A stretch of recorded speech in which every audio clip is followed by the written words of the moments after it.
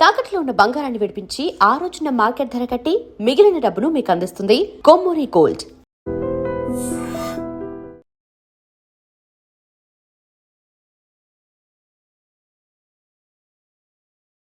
పార్టీకి ప్రజలకు దూరం పెరగడానికి మనం తీసుకున్న నిర్ణయాలు, మనం తీసుకున్న కరెక్ట్ సమస్యను పరిష్కరించలేకపోతున్నాం, సమాజంలో మార్పును గుర్తించలేకపోతున్నాం. దీనివల్ల ప్రజలకి పార్టీ దూరం అవుతున్న విషయాన్ని 2011లోనే మీరు ఒక డాక్యుమెంట్ రాసుకున్నారు. వాస్తవా కాదు? వాస్తవమే. 2011లోనే గుర్తించారు మీరు. 2011లో గుర్తించిన తర్వాత ఆ డాక్యుమెంట్ ఆధారంగా మరి మీరు ఏంటి ఆ సమస్య పరిష్కారం ఏం తీసుకొచ్చారు? అంటే ఇక్కడ సమస్య అనేది గుర్తించడం అనేది జరిగింది. అయితే ఆ వర్గంలో పోయి పనిచేసేటటువంటి క్యాడర్ లేరు. అంటే సంఖ్యాపరంగా ఉన్నారు ఫుల్గా, కానీ వాళ్ళను ఆర్గనైజ్ చేసేటువంటి టాలెంట్ ఉన్నటువంటి క్యాడర్ లేకపోవడమే. నువ్వు ఆ ఇప్పుడు చదువుకున్న వర్గంలోకి నువ్వు వెళ్ళాలనుకున్నప్పుడు అటువంటి క్యాడర్ కావాలి కదా నీకు, అటువంటి ఆర్గనైజర్స్ కావాలి. ఎందుకు దూరం అయ్యారు ఆర్గనైజర్? మరి తయారు చేసుకోవాలి, పార్టీ తయారు చేసుకోలేకపోయింది. మరి 2011లోనే ఆ సమస్య గుర్తించారు, డాక్యుమెంట్ రాసుకున్నారు. 2013లో అదే డాక్యుమెంట్ ఉంది, 2019లో అదే డాక్యుమెంట్లో తీసుకొస్తున్నారు. అంటే డాక్యుమెంట్లు రాసుకోవడం తప్ప దాన్ని ఆచరణలో మాత్రం క్యాడర్ తయారు ఆర్గనైజర్స్ ఎవరైతే ఉంటారో వాళ్ళు కావాలి. ఇప్పుడు పార్టీ అనేది ఆదివాసీ ప్రాంతానికే పరిమితమై ఉన్నది కాబట్టి నీ రిక్రూట్మెంట్ కూడా అక్కడి నుంచి వస్తుంది. అవును. ఇప్పుడు వాళ్ళు మళ్ళీ పట్టణాలకు రావాలి, మైదాన ప్రాంతాలకు రావాలి. అట్లా తయారు చేసుకొని పంపాలి, కానీ వాళ్ళని ఉన్న వాళ్ళని కూడా తయారు చేయలేకపోయింది అనేది వాస్తవం. అంటే ఆర్గనైజ్ చేయడంలో పార్టీ వైఫల్యం చెందింది వాస్తవం. ఓకే. 2011 గుర్తించిన సమస్యని 2025 వరకు, అంటే ఎన్ని సంవత్సరాలు? దాదాపు 14 సంవత్సరాలు. 14 వరకు. ఇప్పుడు నిర్ణయం తీసుకొని మీ సాయుధ పోరాటం విరమిస్తాం, ప్రభుత్వంతో చర్చలకు సిద్ధం అంటే ఇప్పుడు ప్రకటించే పట్ల ఎంత నష్టం జరగాల్సింది జరిగిపోయిందా లేదా? జరిగిపోయింది. ఇదే మీరు ముందే చేస్తుంటే ఇప్పటి వరకు చనిపోయిన దాదాపు 1000 మంది వరకు, 1000-1500 వరకు మా అమరులు అయ్యారు కదా, వాళ్ళకి ప్రాణాలకి రక్షణ ఉండేదేమో అప్పుడు కదా. అట్లాంటిగా నష్టాలు అనేటువంటివి ఉంటాయి, త్యాగం చేయాల్సిందే. అయితే మరి పార్టీ అక్కడ ఉన్నటువంటి కమిటీలో సకాలంలో వాటిని అంటే నడిపించడంలో కూడా సమస్య ఉన్నది. ఇప్పుడు భారతదేశ యొక్క పరిస్థితులను అర్థం చేసుకొని దానికి అనుగుణంగా అంటే పోరాట రూపాలు, నిర్మాణాలు అంటారు అన్నట్టు. కాబట్టి వాటిని తీసుకోవడంలో ఫెయిల్యూర్ అయింది అనేది 100% కరెక్ట్. కానీ 2011లో తీసుకున్న నిర్ణయాన్ని 2025 అమలు చేసి ఈ మధ్యకాలంలో జరిగిన అమరులైన నష్టం ఎవరిస్తారు? ఆ కుటుంబాలు ఎవరు ఆదుకుంటారు? ఆ కుటుంబాలకు ఏం సమాధానం చెప్తారు మీరు? ఇప్పుడు మిమ్మల్ని నమ్మి మీరు చేసిన ఏవైతే లక్ష్యం ఉందో ఆ లక్ష్యాన్ని నమ్మి జరుగుతుంది అనుకుని వచ్చిన వాళ్ళ కుటుంబాలన్నీ ప్రాణాలు కోల్పోయారు కదా, ఆ కుటుంబాలు జరిగే నష్టాన్ని ఎవరు తీరుస్తారు? ఇప్పుడు ఈ కుటుంబానికి నువ్వు ఇంట్లో నుంచి బయటికి వెళ్ళినప్పుడు ఆ కుటుంబానికి నష్టం కదా. నువ్వు విప్లవం అనేది దాని దీర్ఘకాలం, ఇప్పుడు రేపు వచ్చేది కాదు. అది ఇది దీర్ఘకాల యుద్ధమే కాదన్ను. వాళ్ళు కూడా కుటుంబానికి చెప్పి రాలేదు, ఆయన ఇష్టపూర్వకంగా వచ్చాడు, ఆయన అనుకున్న లక్ష్యాన్ని సాధిద్దాం వచ్చాడు, కానీ లక్ష్యం సాధించలేకపోయాడు, సరికదా ప్రాణాలు కోల్పోయాడు. అటువంటి వాళ్ళ కుటుంబాలు, అమరుల కుటుంబాలు, ఎప్పుడైనా బంధుమిత్రుల కుటుంబాలు మీకు ప్రశ్నిస్తే దానికి ఏం సమాధానం చెప్తారు? ఇప్పుడు మా నాన్న ఉన్నారు ఉదాహరణకి, మా నాన్న సమాజ స్పృహతో ఒక లక్ష్యం సాధించాలి ఉద్దేశంతో మీ ఉపన్యాసాలు విని మీతో కలిశాను, మా నాన్న లేరు కానీ అనుకున్న లక్ష్యం సాధించారంటే అది లేదు అని ఎవరైనా నేనే ప్రశ్నిస్తే మీరేం సమాధానం చెప్తారు? అంటే విప్లవం అనేది అనుకున్నంత ఈజీగా రాదు.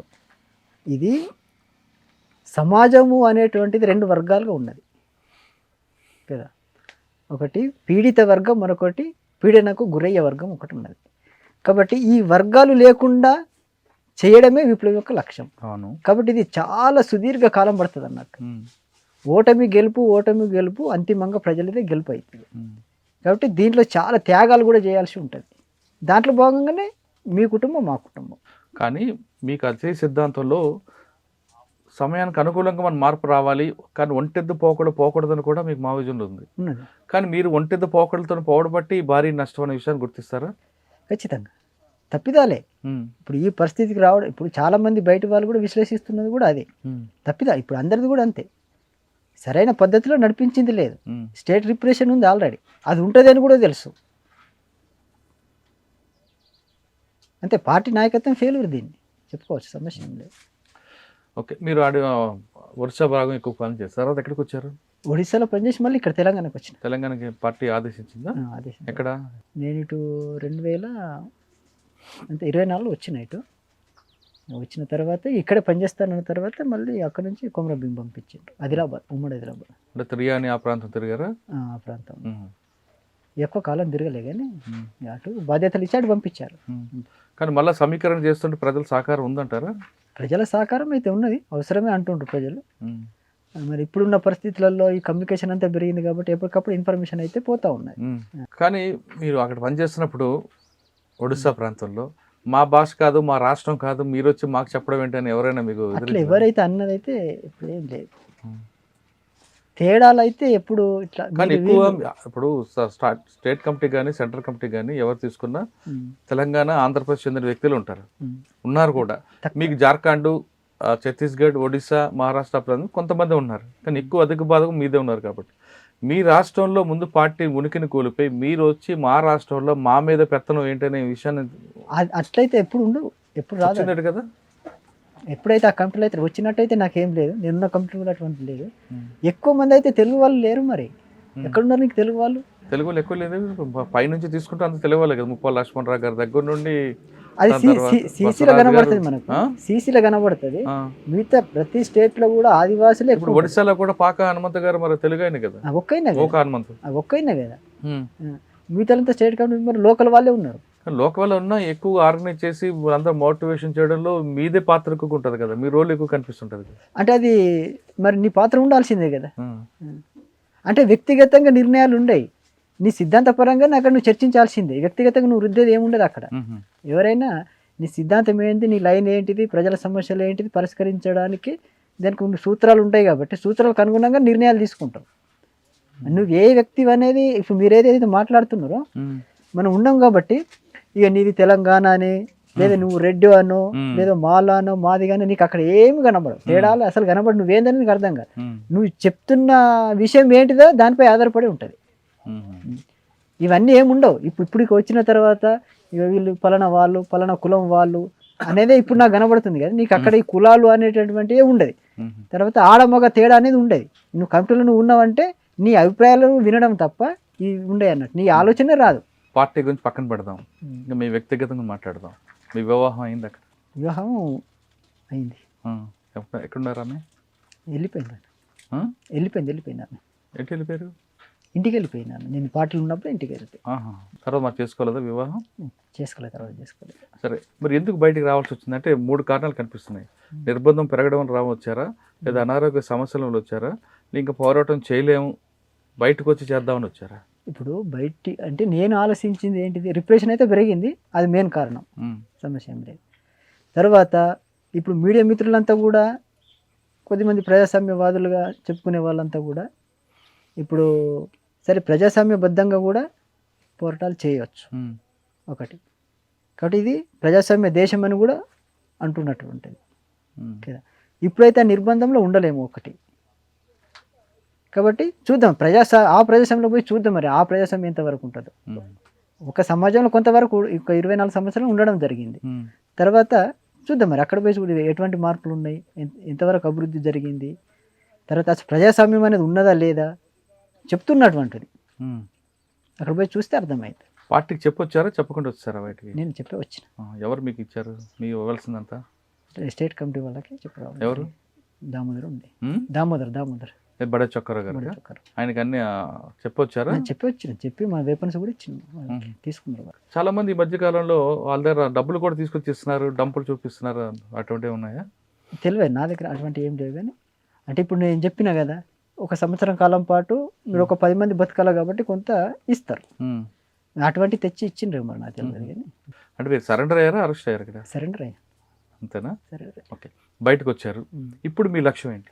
ఏదన్నా చేయాలి, సామాజిక కార్యక్రమాల్లో ఏదంట్లో సాధ్యమైనంత వరకు మంచి పనులు చేయడానికి. మాజీ మావోయిస్టులు కలిపి చేస్తారా, లేదు మీరు ఒక్కరే నిలబడి 6,000 ఇంకా అభివృద్ధి చేస్తారా? ఇప్పుడు ఎవరైనా మంచి పనులు చేస్తుంటే వాళ్ళకి సపోర్ట్ చేస్తాను, దాంట్లో పాల్గొంటారు. ఇప్పుడు విడిగా ఒక ఆర్గనైజేషన్ పెట్టుకోవడం అనేది సాధ్యం కాదు, అయ్యే పని కూడా కాదు. సరే ఎవరైనా పనులు చేస్తుండ్రు అనుకుంటే దాంట్లో పార్టిసిపేట్ చేస్తాం. చివరిగా ఒక మాట చెప్పండి, ఊరికి వచ్చారు, చూశారు, రైట్. తమ్ముడిని చూశారు, వాళ్ళందరూ చూడగానే ఏమనిపించింది? ఇక నేను అంత పెద్దగా అంత ఆలోచించింది అయితే ఏం లేదు. అయితే ఈ సహజంగా ఉండే మార్పులు అది ముందే ఇక అర్థమై ఉంటాయి కాబట్టి సహజంగా ఉండే మార్పులు. ఇప్పుడు ఈ కొత్తగా ఊరు అనే కాదు, అక్కడ కూడా ఈ ఊర్లు ఉన్నాయి, ఇటువంటి సంబంధాలు ఉంటాయి ప్రతి ఊర్లో. అది చూసినటువంటి మళ్ళీ కొత్తగా చూసిన ఏదో అన్నట్టయితే కానీ ఇక్కడ రక్త సంబంధం కనిపిస్తుంది కదా, అది వేరు వర్గ సంబంధం అది. కనిపిస్తుంది. మరి రక్త సంబంధం చూసినప్పుడు అదగా ఆనందం ఉంటుంది కదా. ఇక అది ఎట్లాగ ఉంటుంది కదా. ఇక ఇవి వచ్చి దాదాపు 4 రోజులు అవుతుంది అనుకుంటా. 4 రోజులు అవుతలే కానీ 15 రోజులు సరే 15 రోజులు, వారమే దాటింది. దాటింది.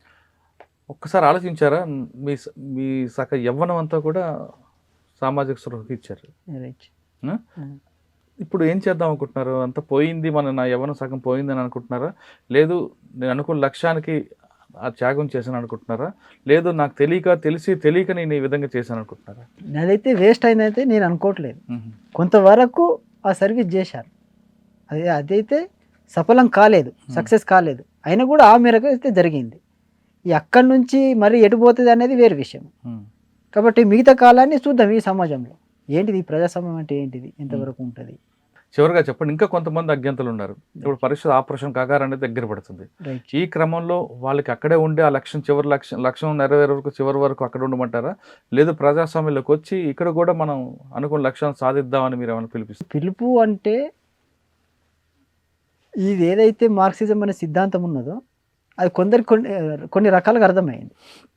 ఇప్పుడు మనం ఇక్కడ చూస్తే మన దేశంలో మనం చూసుకున్నట్టయితే ఎర్ర జెండా పార్టీలు, కమ్యూనిస్టు పార్టీలు అనేటువంటి 100కు పైగా ఉంటాయి.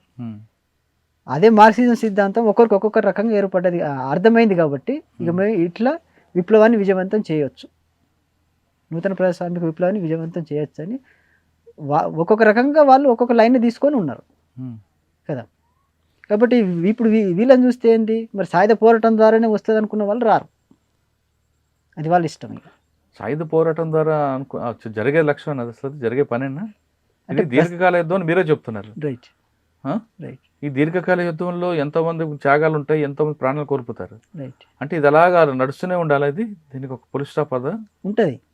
అంటే ఒక బలమైన శత్రువుతో పోరాడినప్పుడు ఖచ్చితంగా ఆ శక్తిని అంతా సమకూర్చుకోవాలనుకున్నప్పుడు చాలా టైం పడుతుంది.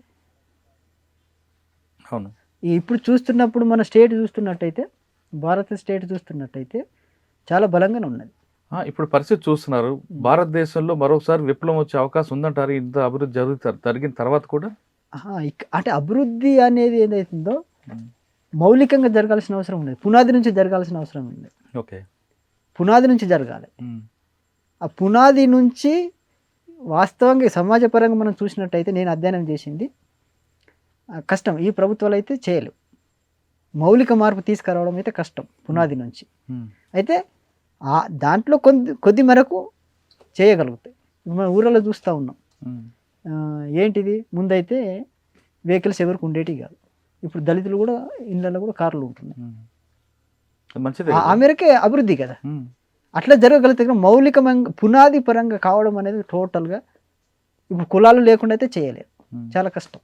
కానీ బయటకు వచ్చిన వాళ్ళందరినీ కూడా మీరు 20 సంవత్సరాలు త్యాగం చేసి బయటకు వచ్చారు. మీలాంటి వాళ్ళందరికీ ద్రోహులు అంటుంటారు కొంతమంది. ఆ ద్రోహి అన్న పదానికి మాట్లాడే వాళ్ళకి మీరు ఇచ్చే సమాధానం? ద్రోహి అనేది దీనికి కాదు, ఎవరిని ద్రోహి అంటారు అనుకున్నప్పుడు అక్కడ ఇప్పుడు పార్టీలో ఏముంది, నువ్వు పోవచ్చు, శాలరీ అయితే ఏముండదు, సంపాదించుకోవడం ఏముండదు, నువ్వు త్యాగం చేయాల్సిందే. నీ ఏ వయసులో అయినా కూడా నువ్వు త్యాగం చేయాల్సిందే. నువ్వు ఎంతవరకు చేస్తావో చెయ్యు, శాత కాకపోతే నువ్వు వెళ్ళు. పోతా అంటే అద్దెని వాళ్ళే ఉండరు, ఆ స్వేచ్ఛ ఉంటుంది. పార్టీలు జాయిన్ కావడానికి స్వేచ్ఛనే, బయటికి రావడానికి కూడా స్వేచ్ఛనే. నువ్వు పార్టీ అనకుండా బయట ఉన్న కొన్ని సంఘాలు పార్టీ ద్రోహులు వేరు అంటుంటారు. ఇప్పుడు ద్రోహులు అంటే ఇప్పుడు పార్టీకి నష్టం కలిగించి అట్టు చేస్తే పనులు ఖచ్చితంగా ద్రోహమని అంటారు వాళ్ళ భాషలో. అంటే బయట ఉండి మాట్లాడే వాళ్ళు మీలాంటి వాళ్ళకి ద్రోహి అన్నప్పుడు అందరు అన్నారు కదా, అందరికి ఎందుకంటారు? ఇప్పుడు పార్టీకి ఏదో ఒక గ్రూప్గా తయారు చేసుకొని గ్రూప్గా విడిపోవడం అనేది, ఇప్పుడు ఒడిస్సాలో సభ్యచాచి పండుగ ఉండే, ఆయన పార్టీకి విరుద్ధంగా ఇది చేసి కొద్దిమంది వ్యక్తులతో తుపాకులతో వెళ్ళిపోయాడు, ఆయన ద్రోహి అంటారు. నువ్వు ఏదంటే పార్టీలో చర్చించాలి కదా, దాని కమిటీ ఉన్నది, ఆయన ఒక స్టేట్ కమిటీ కార్యదర్శిగా పనిచేసిండు.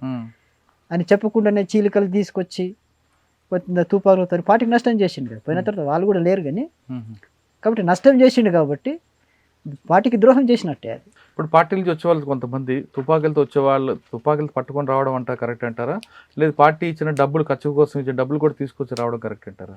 అది కరెక్ట్ అని మనం చెప్పలేము, వాళ్ళ పరిస్థితి ఎట్లుందని. అంటే కొంతమంది ఏమంటారంటే తుపాకీలతో రావడం కూడా తప్పు, ఎందుకంటే పార్టీ ఆస్తి, పార్టీ ఇచ్చిన వాచ్ని కూడా ఇచ్చి వస్తాం అనేది కొంతమంది ఇక అంటారు. వాళ్ళ నిజాయితీకి సంబంధించి మరి కొంతమంది డబ్బులు కూడా కాదు, అది ప్రజల డబ్బు కాబట్టి పార్టీకి ఇచ్చే రావాలి తప్ప తీసుకొచ్చి ఇవ్వకూడదు ప్రభుత్వం ముందు అంటారు. వాళ్ళు అంటే వాళ్ళ నిజాయితీకి, ఎవరి నిజాయితీకి వాళ్ళు. ఇప్పుడు మనం పోయింది కట్టుబొట్టలతో పోయినాం కదా, పని చేసినావు, అది నువ్వు త్యాగం చేసినావు, అంతకే నీకేమి జీతం అనేటువంటి దొరకదు. కాబట్టి నువ్వు ఆ ప్రజల్ని నువ్వు తీసుకురావడం అనేది కూడా సరైనది కాదు కదా. అదే మీరు వాళ్ళకి ఏం పిలిపిస్తారు ఇప్పుడు అజ్ఞాతంలో ఉన్న వాళ్ళకి? ఇప్పుడు అజ్ఞాతంలో వాళ్ళ ఇష్టం, ఇక వాళ్ళ ఇష్టం. దీని మీద నమ్మకం ఉంటే మేము ప్రజాస్వామ్యబద్ధంగా మేము వచ్చి కొట్లాడతామంటే కొట్లాడచ్చు, స్వాగతం. అది మీ ఇష్టం, మీ ఇష్టం. ఏం చేస్తారు ఇప్పుడు? ప్రస్తుతం అయితే కామన్ మ్యాన్గా బతకాల్సిందే, అంటే కామన్ మ్యాన్. అంటే మనిషి బతకడానికి ఆర్థికంగా కావాలి కదా, అవన్నీ కూడా ఇప్పుడు మీకు సమకూరుతాయా? అంటే ప్రభుత్వం ఆ లోకిపల్లి దండి వచ్చిన డబ్బులేనా?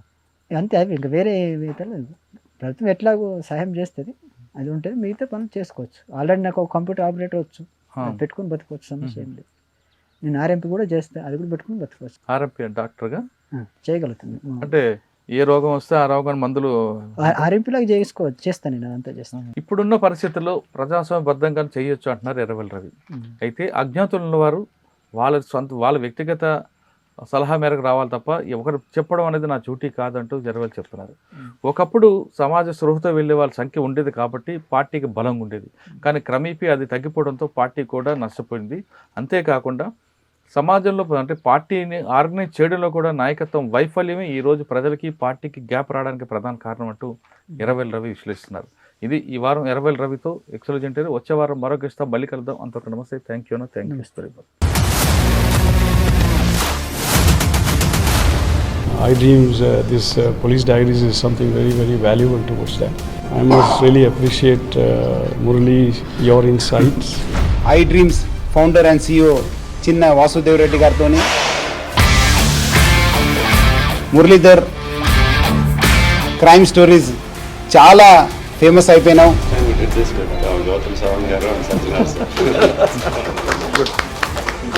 Well done. Congratulate him for doing so well, and I congratulate him, his boss also, for doing so well.